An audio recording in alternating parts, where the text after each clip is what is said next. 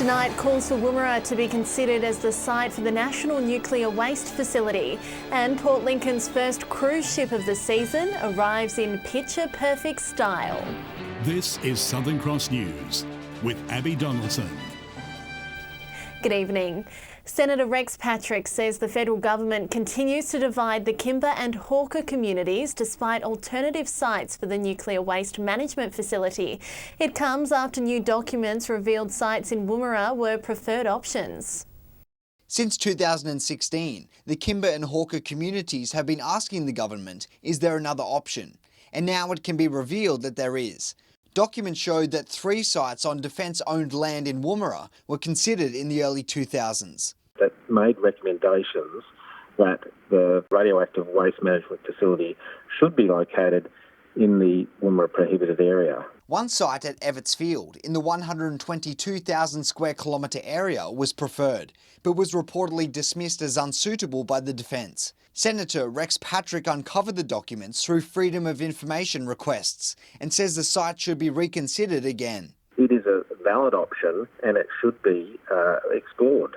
The documents state that the Woomera land also currently holds around 10,000 drums of low and intermediate level radioactive waste. Locals in the far north who have been divided for some time claim it makes perfect sense for the site to host the facility. There is a very strong case to go back to the drawing board, sit down, have a sensible think about it and see what's in the best interest. In a statement, the Department for Innovation and Science said, due to ongoing defence operations, a nuclear waste facility would be incompatible land use. We did not know about that there'd even been an inquiry looking for a site on Commonwealth land. Garth Burley, Southern Cross News. Hundreds gathered in Whyalla this morning to remember those who've lost their lives due to asbestos-related illnesses. The emotional service also marked the opening of a new wall of reflection. Asbestos was once regarded as a cheap and reliable insulation product. It has a dark history in Whyalla, as it was used in vessels built in the former shipyards, with many losing their lives because of it. Today was a chance to remember those victims at the annual Asbestos Victims Remembrance Service. And honour all the past members and the members that have recently died of asbestos, and hopefully to make people aware of the dangers of asbestos. Family, friends and people currently with illness shared memories and tears. They then headed outside to lay flowers next to crosses, marked with the names of those who've died. Whisper words of wisdom, let it be. I worked with it and the dangers of it there, they didn't seem to take it too seriously. A permanent monument was also unveiled. The wall of reflection will give families a place to come year-round and remember their loved ones. And just think about what they've gone through and how they suffered.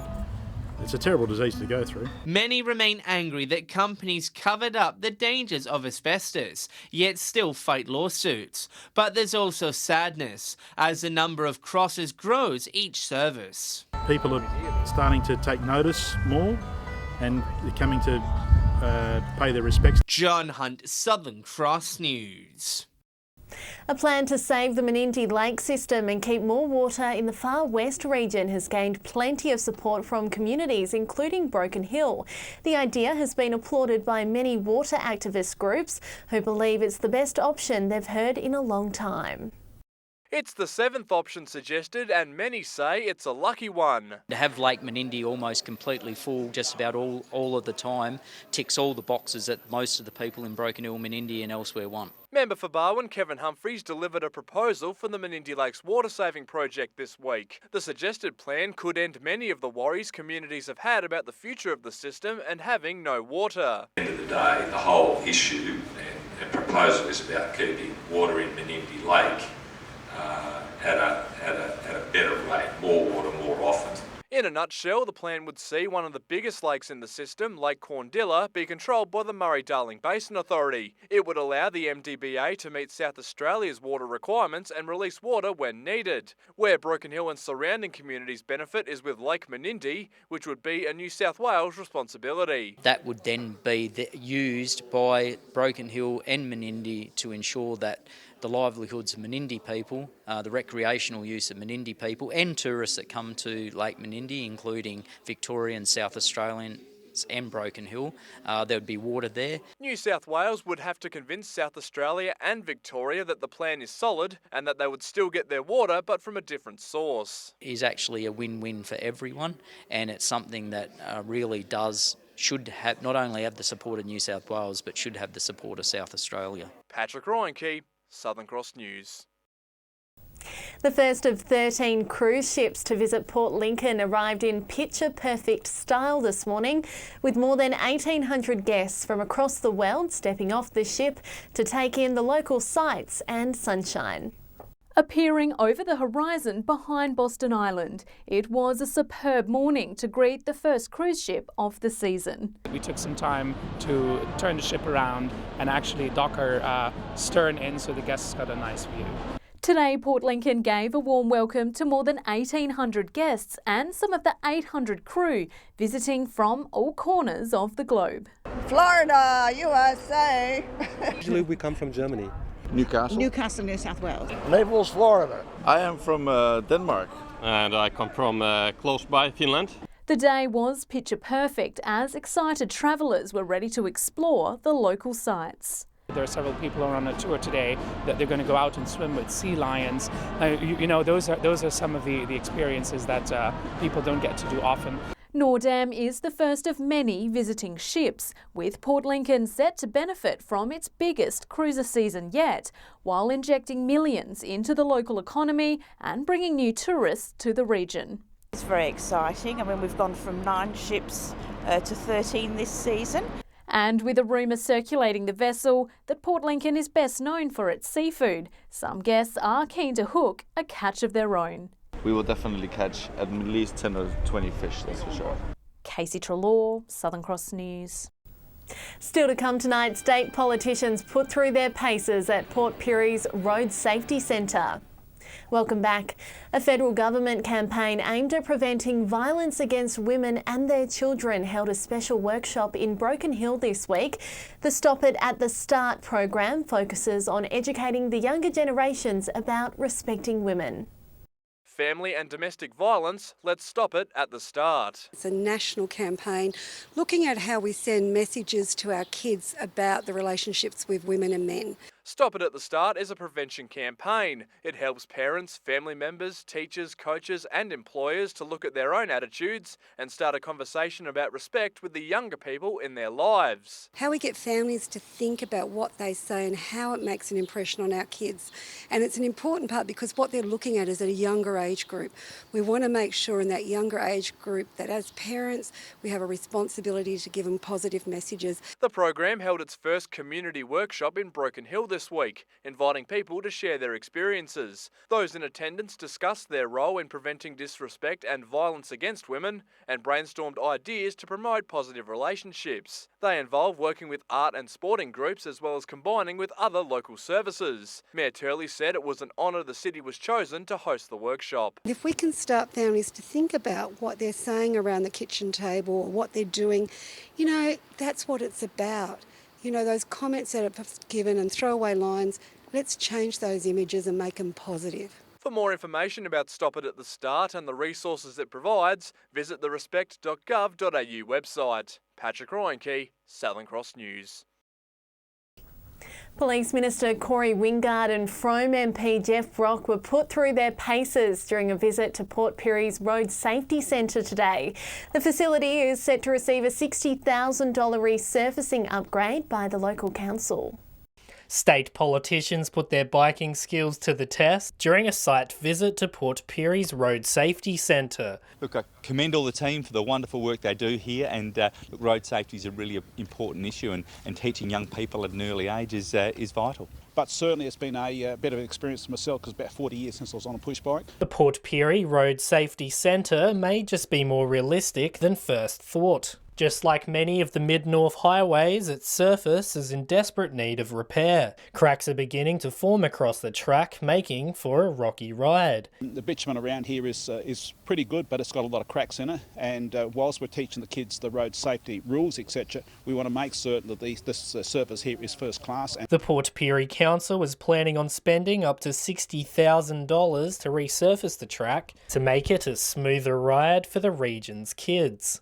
And the site's volunteers couldn't be happier with the planned upgrade. If all of us combined stop one serious accident a year, then I think our job's been well done. It's all worthwhile. Construction on the centre roads will commence at the start of January, during the school holidays. Dominic Beaton, Southern Cross News. Whyalla High School kicked off its 75th birthday celebrations last night with a twilight fair. Hundreds gathered on the school oval for a night of food and entertainment. Students, old scholars and parents enjoying the good weather and checking out the stalls. Meanwhile, students got a little revenge on their teachers with a Dunk the Teacher stall. The event was the start of 4 days of celebration, headlined by a gala dinner at the Westlands Hotel on Saturday night. 3 Port Pirie volunteers have been recognised for a combined 50 years of community service at the Port Pirie Hospital. Kay Pritchard, Barry McGree and Deborah Ohms have worked tirelessly over the decades, helping those in need. Very proud and honoured to receive it, and hopefully I can, go on and do a few more years. Kay Pritchard has dedicated 20 years of her life to helping the community, spending her time keeping those who are sick and alone company. A number of other volunteers were also acknowledged for their services during the function, with all involved being treated to a free lunch. Port Augusta West has joined the fleet of on-the-run service stations with the company's 146th store opening today. It replaces the old Mogas petrol station, which closed 2 months ago, and offers an assortment of takeaway food and beverages. The petrol chain held a special opening last night, taking the chance to announce a new app which donates portions of purchases to local community groups. We absolutely want to make sure we're embedded in the community, and by working with local communities, importantly with secondary schools, we feel we're doing that. The company is working with the local secondary school to employ up to 10 students in the next 12 months. Now, they don't call PortLink the seafood capital for nothing. A fishy dish created at the local Line and Label restaurant has just been listed on the world's 21 best dishes for 2018. Don't let the teeth scare you off, because this masterpiece has made its way to global stardom as one of the best dishes in the world. Our ocean jacket snout selected in the Traveller Australia magazine's top 21 dishes worldwide. It's very humbling, but it's very exciting. It ranks among other dishes from Singapore, Rome, Iceland, and even a $600 steak in Sydney. But these snouts come from more humble beginnings. For these deep-sea ocean jackets caught off Greenlee Island, the cheeks are usually thrown out. And Josh has looked at it and gone, actually, why can't I just cook it on the bone? And we've looked at him a little bit quirky and gone, you're serious about this? And he was, and he brought it back to the restaurant and created this dish that we see here today. But the chef admits the dish isn't for everyone. It's those gnarly teeth staring back up at you from the plate, which is a little bit, for some people it's a bit out there, but it's unique. To our knowledge, we're the only restaurant in Australia that uses the whole snout on the plate. And the secret to eating the dish is picking up the snout with your fingers and biting off every last bit. And the global title will cap off the Line and Label, celebrating its first year of business. There'll be a couple of bottles of bubbles popped over the weekend, no doubt, in celebration of the first birthday and also this award. And hopefully it's just a sign of many more big things to come. Casey Trelaw, Southern Cross News. Looks delicious. Well, stay with us after the break. We'll have cricket tips, and in the weather we saw some cracking sunny conditions for the last day of spring today. I'll have all the local weather details soon. Welcome back. Time now to check out what's in store for local cricket this weekend. In Whyalla's 2 matches, Matt Quist is tipping the ladder leaders to win. He's picked Centrals to take care of South Whyalla and second place Rupina to overcome third placed North Whyalla. Hello and welcome to round 7 of Port Pirie Cricket. This round starts with Props taking on Southport at Memorial Oval on Saturday. Props only have the 2 wins this season, with both being over Southport, and should once again prove too strong for the young Southport side.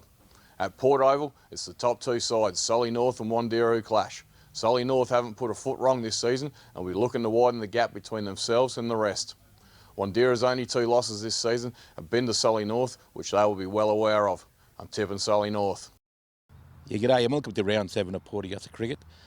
This week we see top of the table clash, Quorn take on South Augusta in Quorn. I'm going to lean towards South Augusta, who have beaten everybody in the last few games. So the other one sees West Augusta take on Central Stirling. Unfortunately, I'm going to lean towards Central Stirling to beat West. So my two winners are South Augusta and Central Stirling. Welcome to this week's PortLink and Cricket Tips. First game of the round is Waybacks and Todd River at Ravendale. Be a good game, but Todd River should be too strong and consolidate their position in the top 4. In the next game, Charlton and Tasman's at Poole Oval. Be a high-scoring game, I'm tipping this one. The short boundaries at Poole will really come into play. Going to tip the Tasman boys to get over the line here. And in the final game, Southern Air versus Lincoln South at Centenary. For Southern Air, they should get over the line here against Lincoln South. Broken Hill Cricket slips it back into 2020 mode this weekend with the resumption of the Elders 2020 Cup. The first game at the Jubilee is South take on West. I'm tipping West to win this game. In the other game, Central take on North. North undefeated in both formats of the cricket this season. They're looking very strong, their batting's very strong, but at least Central's did return to the winners list last week. But I think I'll have to go with North. Their form's been very strong this season.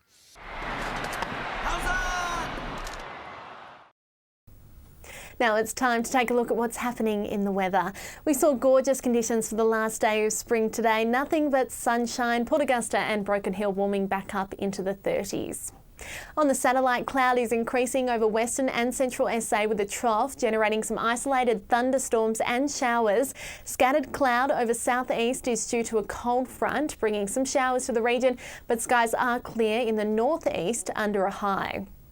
On the waters for your Saturday, northwesterly shifting southwesterly winds quite strong, up to 30 knots, seas at a metre, and sunrise will be just after 6 a.m. It's going to be hot and stormy for the first day of summer tomorrow. A scorcher in Port Augusta, 38 the top. The chance of thunderstorms for most centres. Windy and wet conditions forecast for Port Lincoln, 31 the max. A different story in Broken Hill though, 33 the top and mostly fine. But it's going to calm down and definitely cool down quite dramatically by Sunday. Port Lincoln heading for a top of 22 for Sunday and Monday. Cleve, mostly fine conditions to end the weekend, dropping down to 24, and temps will gradually rise into next week. 27 for Tuesday, and warming up in Woodner to 32 by Tuesday, but mostly fine conditions there. Again, looking like a lovely Sunday, cooler temperatures. Whyalla heading for a top of just 24. Port Augusta dropping down 10 degrees on Sunday, then gradually warming back up again, sunny and 32 for Tuesday, and lovely conditions in store for Kadina. Temps in the low to mid-20s for Sunday and Monday here. Gorgeous conditions and warming back up again for Tuesday. Port Pirie and Broken Hill heading for a top of 28 degrees. And that's all the local news this week. I'm Abby Donaldson. Thanks for your company. Have a great weekend and we'll see you soon.